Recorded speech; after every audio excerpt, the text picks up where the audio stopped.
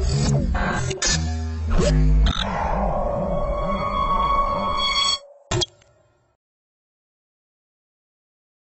everybody, I'm Christopher Green. You're tuning into AMTV Alternative Media Television. It is March 13th, 2014, and a breaking update to the missing Flight 370 flight. Here's everything you need to know about this conspiracy, and we've been reporting on this extensively. We have breaking news from The Wire via the Wall Street Journal, assessing that U.S. investigators have suspected that the missing Malaysian Airlines plane flew on for up to 4 hours longer. Let me repeat that the missing Flight 370 Boeing 77 flew for 4 hours longer than was originally reported by Malaysian intelligence and by 10 other countries currently probing and searching for this plane. This is a very significant update that it opens up 2,200 nautical miles. You can look at this map here where the plane allegedly took off in Kuala Lumpur on its flight northeast to Beijing and then randomly disappeared. Here's what we know based on the information and the host of reports that have ended in air. Oil slicks identified, not related to the plane. Materials floating in the water, not identified at the plane. Satellite images picked up by China, proved false, not identified by the plane. Again, the longer this drags on, the more certain that you can be that global governments are covering something up. We're just not getting all the information. And this is absolutely tragic for the victims' families because these people that were, I would argue, probably hijacked, may in fact still be alive. And the United States and global governments at large are not divulging the entire truth to the people of the world. And that in and of itself is a tragedy. U.S. investigators suspect that Malaysia Airlines Flight 370 stayed in the air for about 4 hours past the time it reached its last confirmed location, according to two people familiar with the details. There's data that comes from the engines, the Rolls-Royce engines. Again, it was very difficult for any of us to believe that there would be no communication via black box or any of this streaming technology that now exists on these planes for this reason. Now U.S. authorities say that the plane, in this breaking news update, had flown for an additional up to 4 hours since it last lost its alleged radar contact, and then we had a conflicting report saying that it somehow diverted and turned west and ended up at the Strait of Malacca, but that makes no sense because if it crashed there, this is one of the biggest shipping seaport areas in the world. They would have readily already found, with all the ships that pass through here on a daily basis, found the missing flight, which they have not. This, of course, raises a host of new questions and possibilities about what happened aboard the wide-body jet carrying 239 people. Now, yesterday I put out a video titled Flight 370 Smokescreen for Ukraine War, and I talk about how this flight is providing a giant smokescreen for the escalation of war in Ukraine, is being used by the mainstream media as a diversion. But what's interesting about this is the Wall Street Journal, I guess they're always behind the curve, U.S. counterterrorism officials are pursuing the possibility and the idea that this plane was hijacked for a later purpose, which is exactly what I talked about in our video yesterday, that if this was terrorism, this flight here could have been hijacked, grounded secretively, in a hangar somewhere. It could be at a U.S. military base. It could be at a private base, private hangar. They could be retrofitting, removing all the passengers, keeping them as hostages, giving it a new commercial paint job to blend in with other aircraft. They could be equipping it with a nuclear bomb, a weapon. They could have their sights on an American or European city. It could be absolutely the most sinister thing you've ever heard of in your life.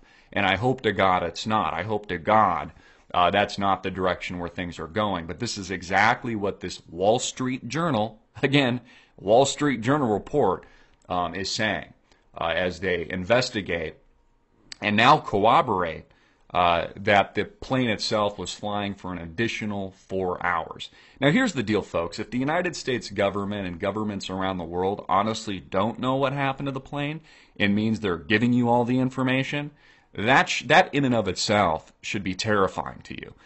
Because if that's the case, and they're just completely inept, that means that they have really no control over their own surveillance at all. And if they can't find a missing plane, how would they stop an incoming missile attack from a rogue nation or a terrorist group or another September 11th style type attack? That would mean that they couldn't. That would mean that they've again been caught with their pants down in this new Orwellian surveillance state where people have traded their freedoms for the perceived idea of safety, when we know that's not the case, because you're not safe at all. You're, in fact, less safe now than you were years ago.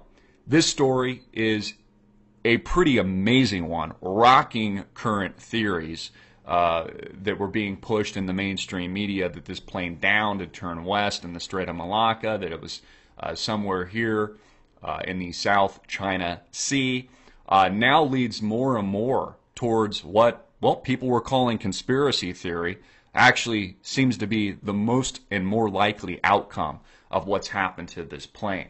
Now, what's really interesting about this is Malaysian authorities are actually denying the U.S. reports.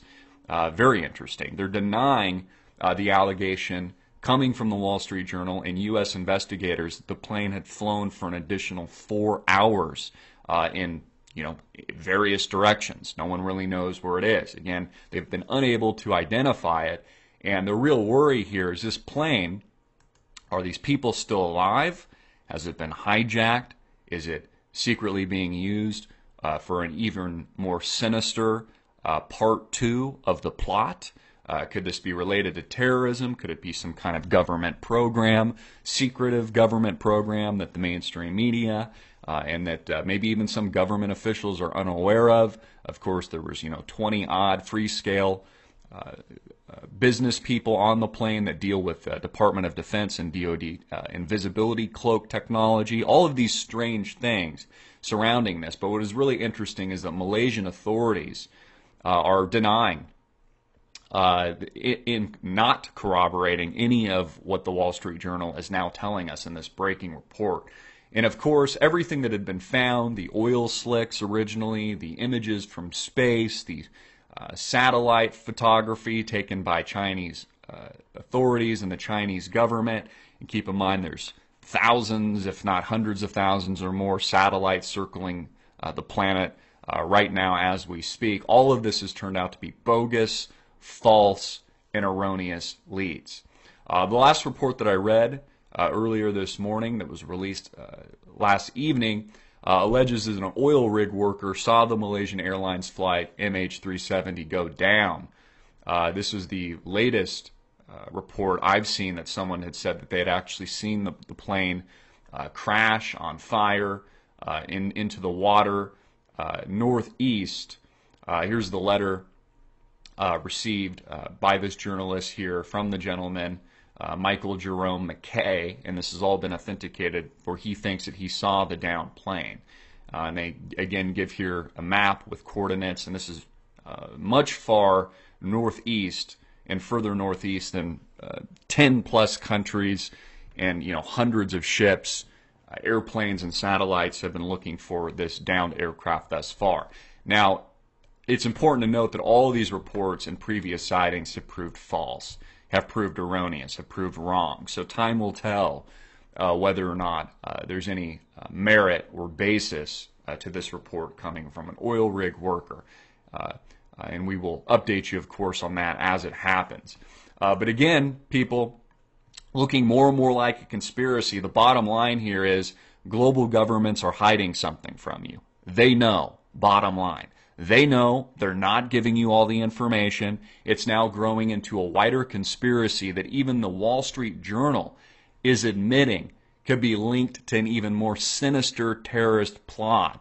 This plane, this downed plane, might be in total safety right now, in a hangar, being retrofitted with a nuclear bomb to blow up an American or European city, God forbid.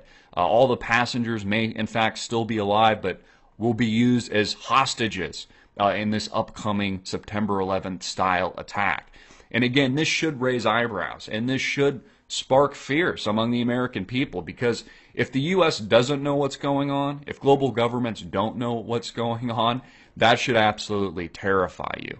And if they do, it means they're hiding relevant, valid, and vital information from you, and more importantly, the victims' families that are the real victims here, along with the people and the passengers aboard this plane. Get it out. This is a much wider conspiracy. And again, the alternative media breaking the curve as usual. We talked about all of this yesterday and through the past several days, now being corroborated by the Wall Street Journal. See how they're late to the game, folks? See how they're late to everything? I'm Christopher Green. Get it out, hard-hitting it in your face. Make it viral.